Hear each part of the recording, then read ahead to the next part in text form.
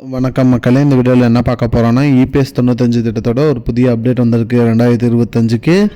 அது என்னன்னு பார்த்தீங்கன்னா சேலரி கேப் 25,000 சொல்லியிருக்காங்க. அது என்ன அப்படிங்கிறதுக்கான பார்ட் 1 வீடியோ தான் இது. நம்ம சேனலுக்கு யாராவது புதுசாக வந்திருந்தீங்கன்னா மறக்காமல் நம்ம சேனலை சப்ஸ்கிரைப் பண்ணி பெல் ஐக்கானை கிளிக் பண்ணி வச்சுக்கோங்க. இந்த வீடியோக்கு ஒரே ஒரு லைக்கை மட்டும் கொடுத்துருங்க. வாங்க வீடியோக்குள்ளே போகலாம்.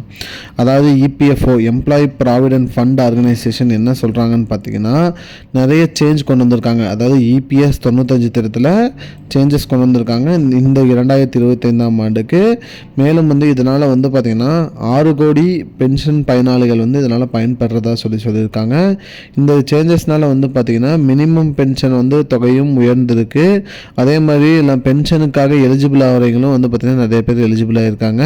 இதனால் பார்த்திங்கன்னா ரிட்டையர்மெண்ட் ஆனவங்க பார்த்திங்கன்னா என்ன எதிர்பார்க்குறாங்களோ அந்த பென்ஷன் தொகை மற்றும் அவர்களுக்கு நிறைய பயன் கிடைக்கிறது அப்படிங்கிற மாதிரி சொல்லியிருக்காங்க.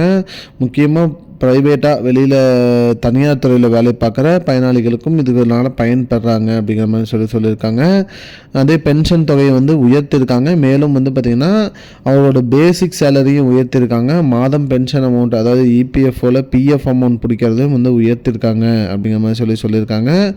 மேலும் பார்த்திங்கன்னா இபிஎஸ் 95 திட்டத்தில் நிறைய அப்டேட் வந்திருக்கு. அதில் பெரிய அப்டேட்டாக என்ன சொல்லியிருக்காங்க அப்படிங்கிற மாதிரி பார்க்குறோம். Ministry of labour and employment என்ன சொல்லியிருக்காங்கிறத பற்றி நாம் பார்க்கலாம். அதாவது பார்த்திங்கன்னா பென்ஷன் தொகை உயர்த்தியதில் என்னென்ன உயர்த்திருக்காங்க, எப்படி உயர்த்திருக்காங்க, என்னென்ன எவ்வளோ பைசா உயர்ந்திருக்கு அப்படிங்கிறது எல்லாமே பார்த்திங்கன்னா இபிஎஸ் 95 திட்டத்தோட பெரிய அப்டேட்டாக வந்திருக்கு. அதாவது ministry of labour and employment சொல்லியிருக்காங்க. அது என்னங்கிறத பார்ட் 2 வீடியோவில் பார்க்கலாம்.